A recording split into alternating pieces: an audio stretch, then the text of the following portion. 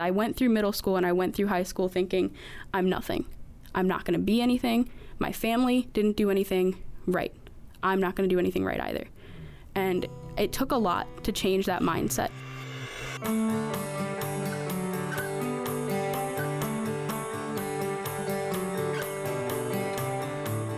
I'm Dan Baum, and you're listening to Redefine You. Join us as we continue to explore what happens when we are challenged to change our thoughts, beliefs, or even who we think we are. In this, our first episode of Season 2, we speak to Briana Barone, an aspiring teacher who has had her share of what she calls gut punches. We also talk to Dr. Jackie Gambone, a longtime educator whose own struggles led to a philosophy of empathy and gratitude inside and outside of the classroom. First, Bree's story. My name is Bree Barone. I am a student here at AACC. I'm a dual major. I'm studying elementary education and communications. So what led to your major? So I was originally a communications major by heart. I was like all over WBAL. Like my high school even took a trip down to Baltimore where we just toured the studio. We met a bunch of the anchors. We heard a bunch of the stories that they've covered, and it was just a really cool experience. And I was like, I want to do this. This is really cool. So I was going through the communication courses, and I had a girl in one of my intro courses who was really struggling with like the course content, and we would meet every day in Hawk's Nest for lunch. Mm-hmm. And I noticed that somehow me teaching her some of the stuff that she missed in class, it brought me joy. So then I was like, well, maybe communications isn't right, because it brought me a little bit more joy than that. So then I was like, well, why don't I go for elementary ed? Do you know what level you want to teach? Believe it or not, I want to do middle school. And how did you arrive at that? So middle school was a dark time for me. I went through a lot of like bullying. I had, there were a lot of family deaths that happened during that time. So middle school for me, no, thank you. And I realized it was in those years, those teachers in that Title I school environment in an outside Baltimore City school made that difference. They cared for me. I had a teacher, like, I didn't have a ride home. My parents worked until 6 o'clock, so oftentimes I would have to have my grandmother, who was incredibly elderly, come and pick me up. She couldn't do it one day. She was sick. So she said, do you have a ride home? Why are you sitting outside? And I'm like, well, I'm waiting for my mom. She's like, no, you don't have to wait outside. It was like November. It wasn't too cold. I was like, I'm fine. I'll be all right. She's like, no, come in. So she brought me in. She sat with me well beyond her like clock out time. I think I ended up leaving around like 6 o'clock. And we just had like a talk about like everything that was going on, like the bullying, the mental health. And she asked me one question. She was like, are you doing okay? You're doing okay in English. You're doing okay in math, but are you doing okay? That's why I want to teach middle school, is because I want to make sure that my kids know that they have a safe space, and that middle school is hard for everybody. Kids are changing, their minds are changing, cliche bodies are changing. Being there for them in one of the most transitional and pivotal moments of their life, that's how I know that my career will pay off. And that's why I wanted to do middle school. And people are like, you're nuts. You're nuts. Why do you want to teach a bunch of little jerks? I'm like, they're not jerks. They're just teenagers.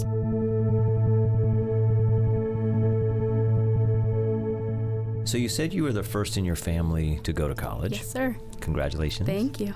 What does that mean to you to be the first in your family? It's a lot of pressure. It is a lot of pressure, but I have one of the greatest support systems in the world. My family, they are very cognizant of the way that they got to where they are. Mm-hmm. They know that they made a couple accidents, a couple boo-boos, a couple hiccups along the way. So for me, being the first person in my family to go to college, it was a pretty big deal because I had my ambitions set really high.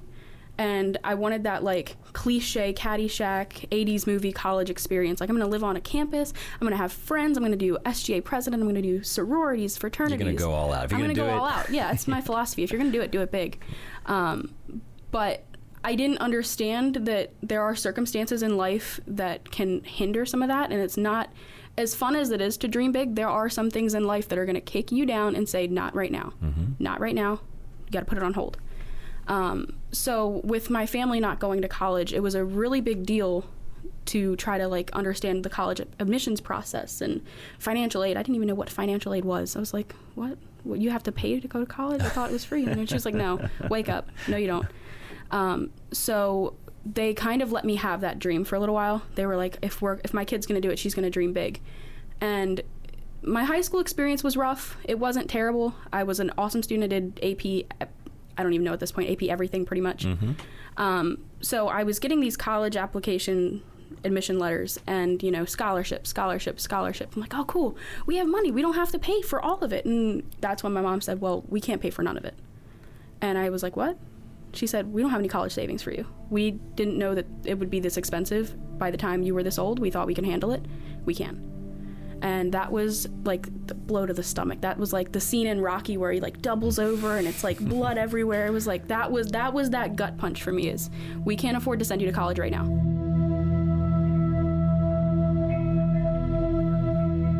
So what do? I have $25,000 from this college, $17,000 from this college, but I still have X amount of dollars to pay out of my pocket, and I can't afford it. Mm-hmm. I have to take a loan out. And you see in the news and like teachers being like, oh, I have X amount of debt from student loans. I'm like, I can't do that. I don't want to do that. And I was kind of out of fear, like, well, what can we do? What can we do? And my mom was like, well, have you tried community college? She's like, you completely ruled it out. Why? And there was that stigma of like, I'm too good for community college. Like, that's a last resort option. I don't need to go there. She's like, please, for me, give it a try, because this is not the time to see everything fall apart. You can do it. And that's what was really cool, is being in first gen, is your family knows what they did, mm-hmm. and they want to try to steer you in another direction. And mm-hmm. then when you're going through courses, you think one mess up, they're not going to be as proud of you. And that's not the case. That is definitely not the case. So what have been some of the risks? So we were very fortunate to receive a couple scholarships to help with AACC, but still a significant portion was out of our pocket. Okay. So any financial hiccup could throw this entire thing out of balance. Okay. My mom, she got a job right out of high school with Emirates Carbonates, and she was with them for, my gosh, over 35 years. I was in my fall semester last October, and I was getting ready to go to class because I catch the bus. I have a 2-hour bus ride, so I'm up at like 5 o'clock in the morning. Wait, run that by me again? I have a 2-hour bus ride to the college every morning. One way. So you're doing 4 hours round trip. Yeah. So make the best of a situation. Okay, so there's another little challenge there. So I'm up at like 5 o'clock in the morning getting ready to get on the 8 o'clock bus to be here by 10 o'clock. Mm-hmm. And I'm getting ready. My mom's out the door. My mom worked 4 to 3 all day, every day, except for weekends. Okay. And I'm getting dressed and I'm leaving the bathroom, and here she comes with a box of stuff. I went to school that morning and I didn't know what to do, because it was October. We still had a November tuition payment, a December tuition payment, each $400 each. My mom just lost her job. And it was at that point we were like, we can finish fall out. My mom's like, don't worry. Fall comes first, but we have to do some thinking.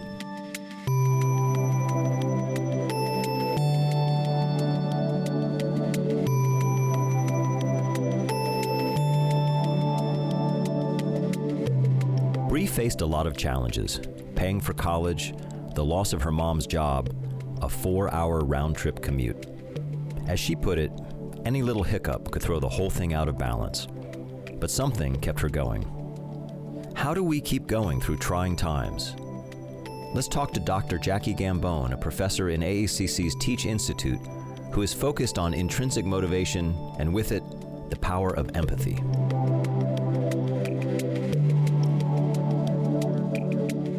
I am so flattered you're here today, because today's your birthday. Yeah. Happy birthday. Thank you. Happy 29th.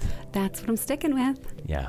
Thanks. It really is an honor to have you here. So tell us a little bit about your role here at the college. So I am a faculty. This is my 13th year for the EDU department within the Teach Institute. What exactly is the Teach Institute? So the Teach Institute caters to a lot of different areas, behavior with the BEST group. We have parenting, and we do a lot of credit, non-credit work, really all surrounding educating. How can we help people grow and learn and redefine themselves? So all aspects of educating. Yeah. What specifically do you teach? So I teach education courses to students who are trying to be future educators in primary, like the K through 12 grades. A lot of my classes are for secondary educators, but I also teach elementary future teachers as well. And I teach teachers how to teach, so I'm Captain Redundancy. And I also teach people that are coming back to get their certification. They're either already teachers and just need a certificate for teaching, or they are going to be teachers and they already have a degree in something else. Okay. Yeah. How did you get into teaching? Oh, I always wanted to teach. I taught my stuffed animals when I was little. I just always wanted to do it. My family jokes that I came out of the womb with a piece of chalk.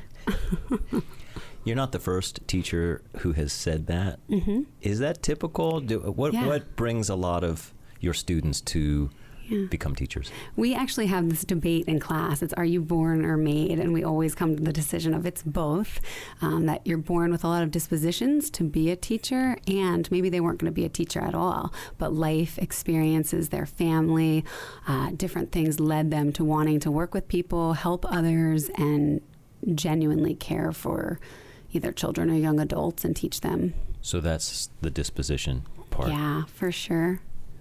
So how long have you been teaching? So I've been teaching. My first day in the classroom on my own was September 11th, 2001. Oh my gosh. Yeah, we evacuated a school full of kids. Where exactly was this? In Philly. Yeah, wow. My first day ever by myself in a classroom. Yeah. So that's dedication. You came back and you've been with it ever since. Well, that's when I knew I wanted to teach college. On my drive home, other than the chaos, I was thinking, no one prepared me for this. And I could do anything they wanted me to do in a textbook, but no one prepared me for this. So now I take this job very seriously, that it's not just about what I can teach them as future teachers in a textbook. It's what can I teach them about the real world of teaching and being prepared for anything, especially in today's world. Tell me more about that. You're helping prepare teachers. So how does the discipline relate to this theme of redefining yourself? I think it's a perfect match in the sense that they come knowing that they like people, that they're interpersonal, that they like working with children or young adults. And then through these courses, they get to experience fieldwork, they get to teach in our classrooms, they get to experience all kinds of different things that lend to their growth as humans. And they can take these qualities to really decide where they want to teach, what kind of school they want to teach in, what best fits their values and what they want out of a classroom.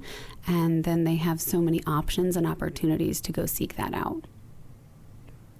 There's so much influence a teacher can have on young people.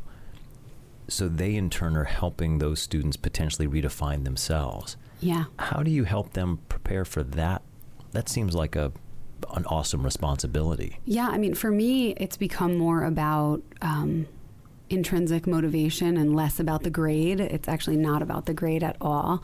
In my classrooms, we just really focus on what is going to make you a better educator. And in education, not always knowing a date or a time is going to necessarily make you the best educator, but how can you take these skills and bring them into work with actual human beings? And that's by learning what they need. It's not about them. It's really about the students they're working with and what they need, whether it's a different learning style or an intelligence or what motivates them, what drives them, their different locus of control, all of that stuff that's going to really make them feel comfortable and excited in the environment. We work a lot on building relationships, and we do value mining in our classes so that my students get to honor their own values and then honor the values of all the people that they work with. And it's just become so powerful for them. I recognize that phrase. Yeah. It's a coaching phrase. It sure is. We had Professor Jen Lara and her coach, Sue Abel-Welsonbid, in our first season. Tell me a little bit about, because I know you're a coach. Yeah. How did you get into coaching? Well, funny you mentioned Jen Lara. She creeped in. The evangelist at work. Yeah, and she said, you've got to do this. And after some push and pull from me, because I had a lot on my plate and that just wasn't in the forefront, but she kept saying, you really got to think about it. This is life-changing. And I went and took the courses and just immediately realized what an impact it was making. The shift in how I teach college has just been massive. I mean, redefining myself. Tell me more about that. In what way? I think earlier in my career, I was so concerned with, okay, here's a quiz, take it, did you know the information? And now it's more than that. It's so many different ways to assess learning than just a paper pencil test for me and for them. It's having deep critical thinking discussions, it's powerful questions, it's relating everything to their own lives and what's powerful for them and what's going to be powerful for their students. One of the things that we've been talking a lot about lately is culture in our classroom. And before, I don't think I hit hard on that. It was just kind of like, okay, teach the students, just make sure you're getting to all their differentiated needs. Right. And now it's more, I mean, in culture, we talk about deeper things now, that it's not just about the cultures they're born into or the cultures they choose. It's about all the cultures that they're a part of that they didn't choose. And that has been extremely powerful in my instruction. And just, I give my own examples. For example, you know, my husband and I were held up at gunpoint, and Whoa. Yeah, not fun, but I'm part of a violence culture. Definitely didn't choose it. We lost 2 babies in the last year to in pregnancy. I'm sorry. So we're part of, we are too, but we're part of the perinatal loss culture. We didn't choose it. Wow, that is powerful. Yeah, like they're part of, these children that they're going to be working with are part of the abuse culture, and, you know, the addiction culture, divorce culture, different guardians, you know, so many, the list is endless. And if we're not considering all of those affective and non-cognitive areas of these students we're working with, then how are we ever going to get to the cognitive domain?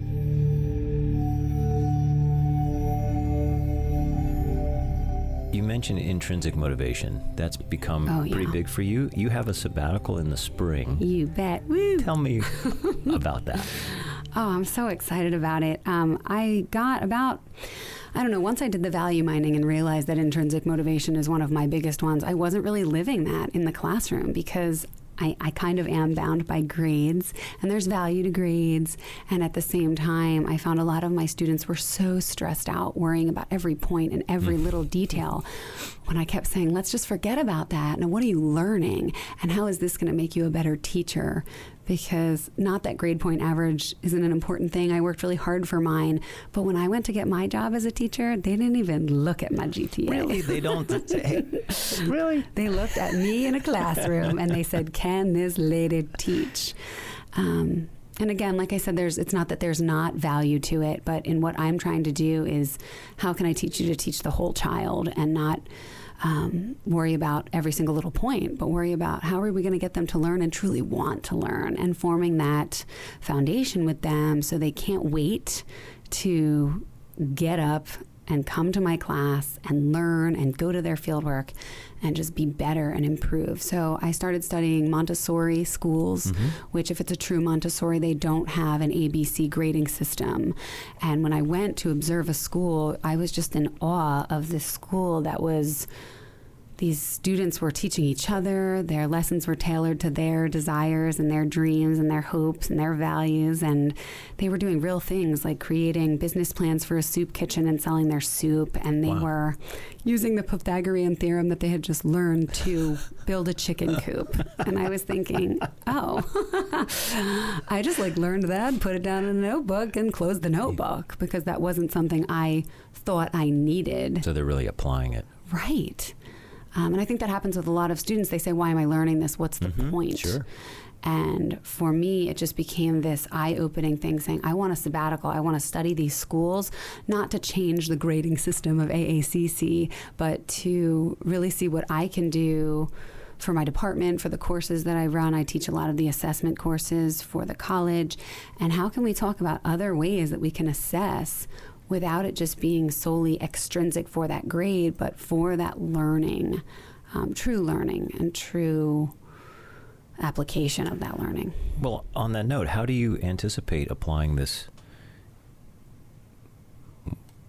in your classes and maybe for the college as a whole?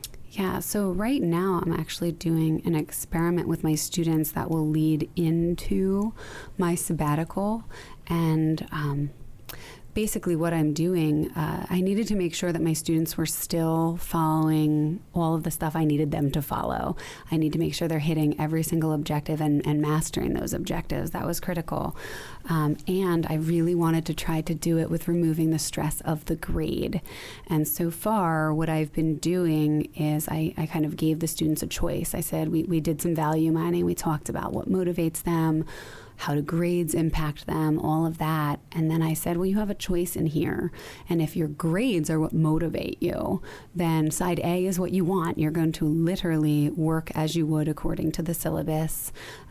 Everything you turn in, I will grade for the points and for the grade, and I will still add feedback to all of that. And I said, however, if you're already intrinsically motivated to be here, and the grade is something that is actually holding you back because it's something that causes you more stress. They had said it caused them stress, anxiety. That's one of the things that made them fixed-minded.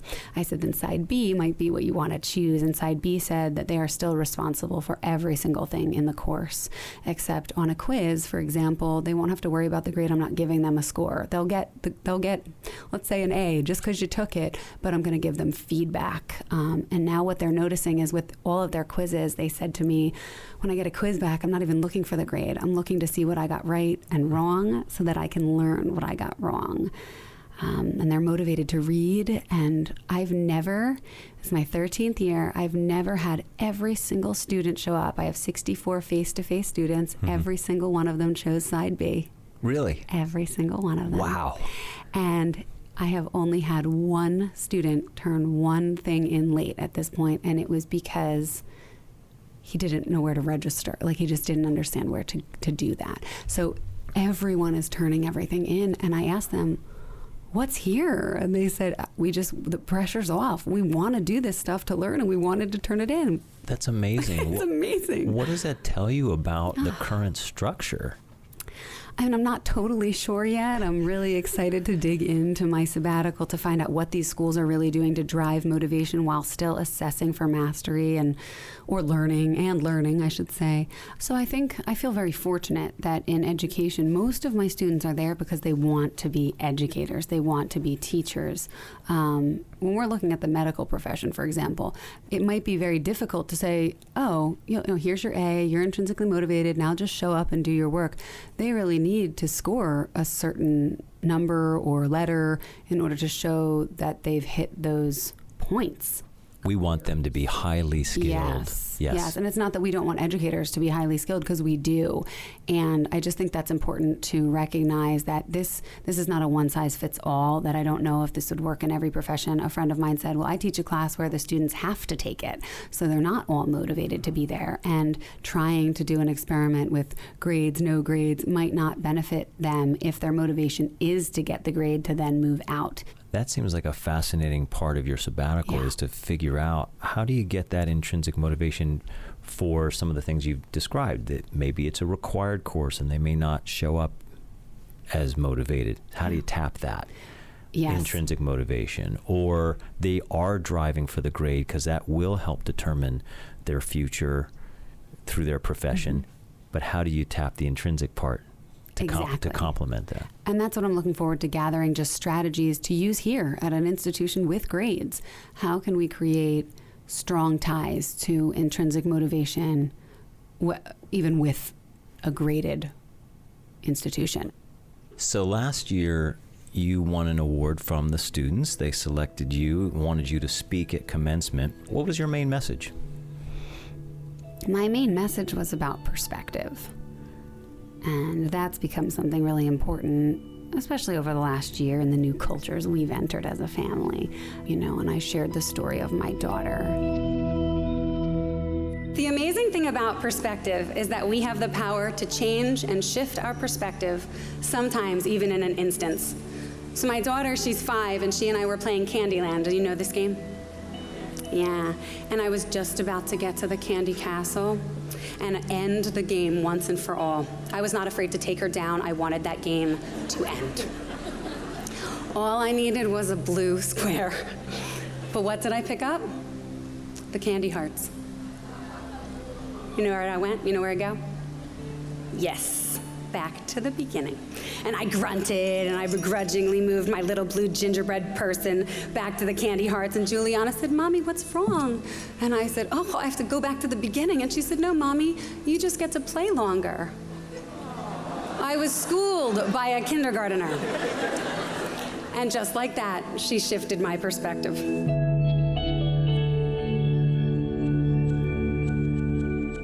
So I'm going to give you a magic wand. Okay. If you could give one skill to every teacher, what would that be? Oh, empathy. I was going to say that's what I'm hearing in all of your exercises, and the things that you're doing is really helping these future teachers have empathy. Yeah. I used to be the kind of teacher where a student would come in late all the time, and I would be like, you're late, this can't happen. I don't appreciate lateness, you know the rules. One more of those, we're done here. And now, I can sit with that student and say, I've been noticing that you're late. What's going on? Mm-hmm. And so often my students say, I'm sharing a car with 3 other people in my family. I had to take a cab to get here, or an Uber. Mm-hmm. And it's like I never would have known that. Just simply asking a curious question can not only shift my perspective, but give me the empathy I need to support that student instead of kind of attack that student and make them feel worse than they already do. So that is what I want. You're helping your students do that. If every teacher did that, what impact would that have on students and maybe on the world? Oh, I think they could soar. I think if they felt heard, if they felt that people understood them, if they didn't feel alone, if they felt like they could still be successful even with all the cultures they're a part of that they didn't choose, or the things that they're really frustrated about, I think that it would be so awesome for them to breathe and just think, oh, okay, I'm not going to fail because I'm doing the best I can. And I wish I had known that when I first started teaching. I wish I knew this 5 years ago. Mm-hmm. And I knew it to a degree, but not like this. And it's shifted everything. If you wave that magic wand at parents, would it be the same skill? What skill would you give parents? Yeah, I would want to tell parents, especially being one, that even though your child is so important in that classroom, there's also 20, 30 other students in that class that these teachers are usually, not always, but usually doing their best to help them learn, to get to them, to meet their needs. And sometimes as teachers, we fall short. There's not enough time in the day. And we do our best to try to reach everyone. And sometimes we do come up short, even with our best efforts. So I think that's given me a bit more perspective. It's just not always easy as a parent, because if they're your kids, it's easy to be judgy. And you want to expand their empathy, not just for their child, but for the other children in the classroom and for the teachers. Yeah, and I need to keep reminding myself to do that with my children's teachers, sure. To make sure I check myself at the door. Well, you have on your wrist, not empathy, but you have a tattoo that says something else. What does that say? Yeah, it says gratitude. Yeah, I this is my structure. I kind of look at it, I live my life through a lens of gratitude, and it helps remind me that even when things are really difficult, that there's so much to be grateful for. And, I work to remind my students of that, when my students are going through so much of what they're going through, sometimes it's hard for them to even see what they can be grateful for with everything they're going through. It's just a good reminder to think about that. Everything we're talking about sounds like you really have redefined yourself at different points. How would you say you've redefined yourself? Redefine myself. That's an interesting question, because I feel like it does take a village. It kind of took a village to redefine me. But I'm grateful for the people that have offered me support and listening and empathy. There's a huge difference to me now between empathy and sympathy. And that has helped redefine me and my views. I don't actually love sympathy, because I feel like it's, as Brene Brown says, like someone's up in the hole looking down at you like, oh, sorry you're going through it. Want a sandwich? While in empathy, they're going to climb down in the hole with me. And that's just really been powerful for me to think about. So that's really redefined the way I think about other people, the way I think about me, the way I make assumptions. I used to assume this is what was going on, and often I'm completely wrong about what's going on with them really. And it's not that they're late because they're disrespectful. They're late because of other reasons, or they're not turning in the best quality work because they haven't slept in 3 days because of whatever's going on in their life. So I think that's been really helpful. You hit it on the head. Empathy and gratitude have completely helped me. And also just being with any emotions that I need to feel, to be honest. Even in the past year, just being so angry or so frustrated or so hurt. That has helped me understand how other people feel sometimes. I've been through hardships, but this year was like icing. It was the top of the cake. It was the highest one for me. So I would think in some ways that's kind of liberating. Being a teacher, being up front there, you expect to be the expert on everything, but what you're describing is you're right there with them, yes, side by side. I would think that's a little bit liberating. It is, and I think it's what allows my students and us to build the foundation that we do, because they know that I don't know everything, that I'm learning from them as much as they're learning from me, that it is a team effort, and that has been extremely powerful, where I think, when I started here, I felt that I had to know everything, and I had to be in front of the room, and I have to be the master teacher. When I'm realizing now I'll never be a master. I don't want to be a master, because then that's saying I have nothing left to learn, and that will never happen. So I think I hope my students appreciate that I'm right there with them. Mm-hmm. And, my students saw everything I went through last year, in not being there and communicating with them through everything, and just being totally transparent about what was going on in my life, so that they could feel so comfortable telling me what was going on in theirs. Right. And it was amazing to see how many students could talk to me about their losses and about what they're going through that was super difficult, that hadn't happened before, because I was just an open book.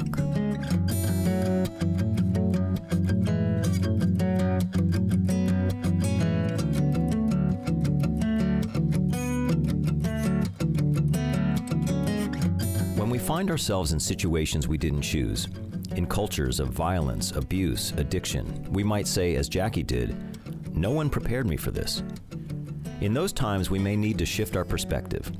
A shift toward empathy or gratitude may give us the opportunity to see things in a new light and liberate us from restrictions placed there by others or put there by our own way of thinking. Let's return to Bree and hear how she managed to shift her own perspective away from destruction and feeling like nothing to one of empowerment and a willingness to help others.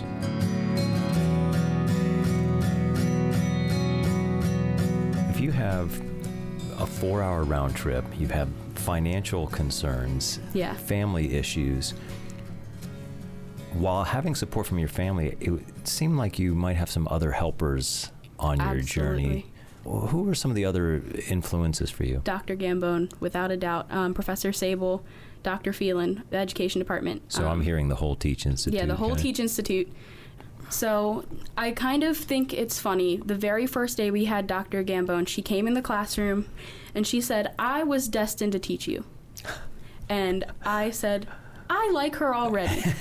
I think things happen for a reason. That's my philosophy. She is my woman. This is cool."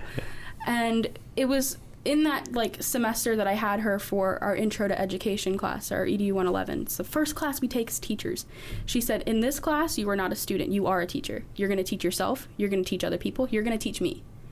That so echoes how you even got into teaching. Right. When you helped that fellow student. Yeah, exactly.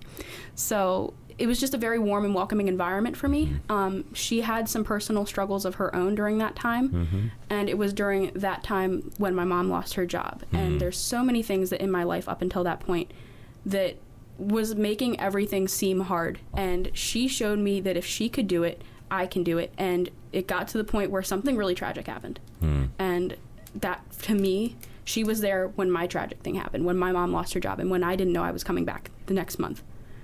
I needed to be there for her. She's always there for us.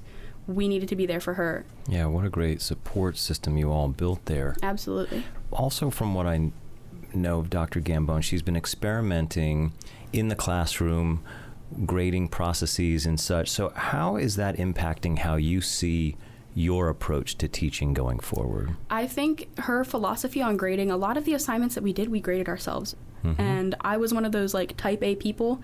I make one mistake, it's all over. I shouldn't have made that mistake. What did I do wrong? Why did I get that wrong? So in her philosophy of grading, it kind of showed me that in grading other people's work and grading my own work, everybody makes mistakes. Mm-hmm. It happens. It's just one little thing you got to go back and fix. It's not the end of the world. How do you think you'll carry that forward in the classroom with middle schoolers? I think for middle schoolers, that's like the time they start thinking about like college. They're like already dead set on college, like avids pounding that in. You have to go to college. You have to do something post-secondary, trade school, military, something. And for them, that's when they really start internalizing that, like, I'm wrong. Why am I wrong? What am I doing wrong? And the whole like change that happens in middle school, it's hard for them dealing with that, their family, their friends, and then they fail a test. God forbid they fail a test. When I grade something, I don't want them to think that that's an end-all be-all. I am a firm believer, if you know where you did wrong, or if I can show you where you went wrong and you fix it, that's amazing. Mm-hmm. And I will reward you for that.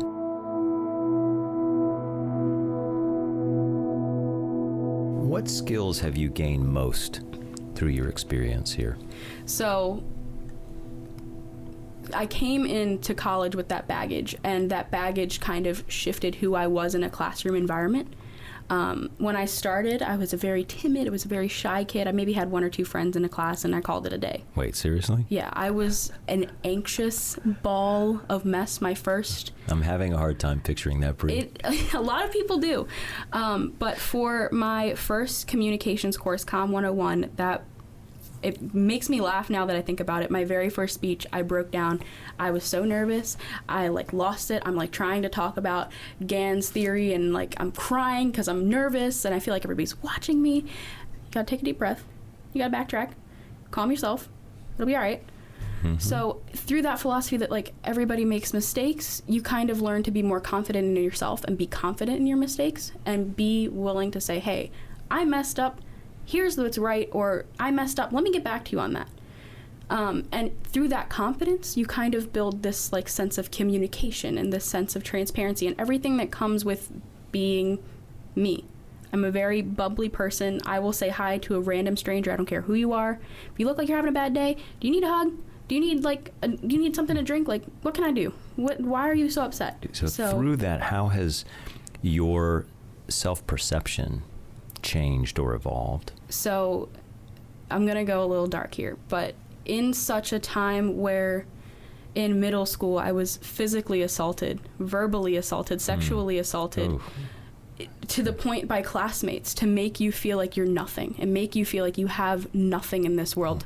To go from feeling like nothing to having the opportunities that I have now, the support system that I have now, it's so empowering. And I have such a strong view of myself now, there's a lot of things in my life that aren't perfect. I'm not perfect. I physically am not perfect. I'm mentally not perfect. We're all not perfect. We all have mistakes. We all have flaws. But how can we take those flaws and show them off to the world, flaunt them? And if you don't feel comfortable flaunting them, fine. How can you be comfortable with them?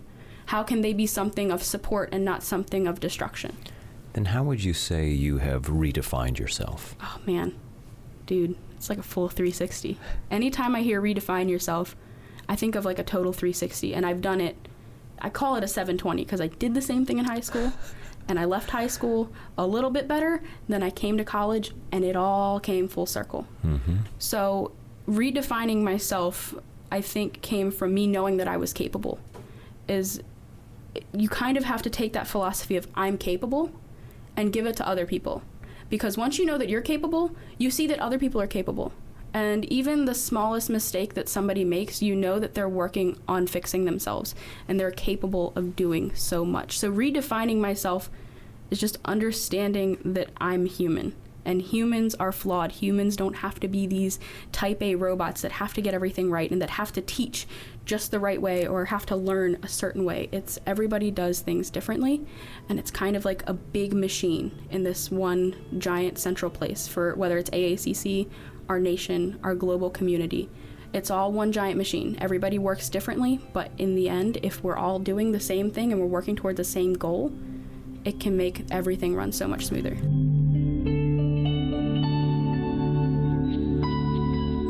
I am hearing so much dedication and drive from you.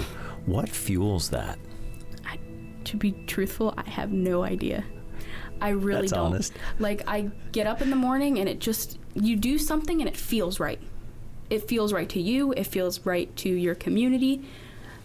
I genuinely think growing up, not having friends to count on and having friends that I'm excited to go see, school was a place to fear. And changing myself and redefining myself and giving myself a place of like support made me want to come here. I wasn't faking being sick to get out of getting beat up in the locker room that day. I was coming to class and I was talking to my friends and I was talking to my colleagues.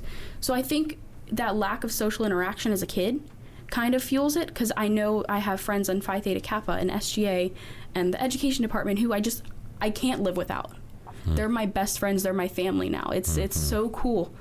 And I think that's where a lot of things come from to my dedication, is I have my own family and I'm very grateful and I'm very loving and I love them to death. I would do anything for them.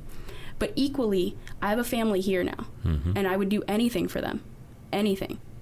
And I think in supporting other people and having that friendship connection, I want to get up in the morning. I want to make sure that person's okay. I want to make sure I see them and talk to them and talk about how the Capitals almost had the Stanley Cup and they lost and I'm mad about it. It's just something like I want to have fun with, and like I wake up and I know that I'm going to see people who are like-minded, who are driven, and who share similar things with me to where I want to come and I want to talk to you. I don't fear anything anymore. That's great. That's great. You found your home. I did. Well, it's been a pleasure talking to you, Bree. It's been a pleasure. Thank you for having me. I wish you much success. Thank you.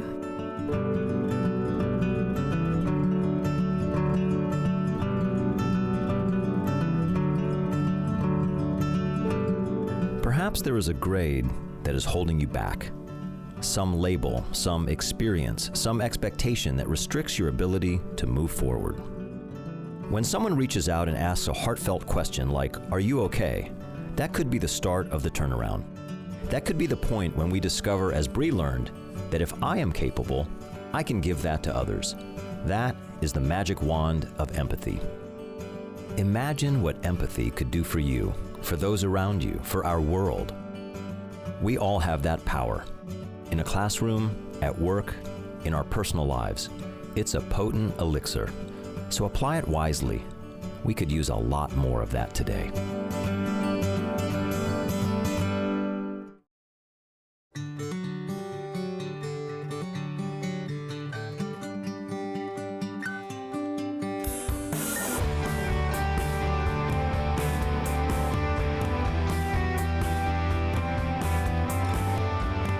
Redefine You is a production of Arundel Community College.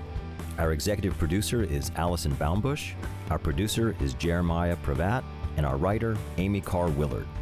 Others who helped with this podcast include Angie Hamlet, Alicia Renahan, and Ben Pierce.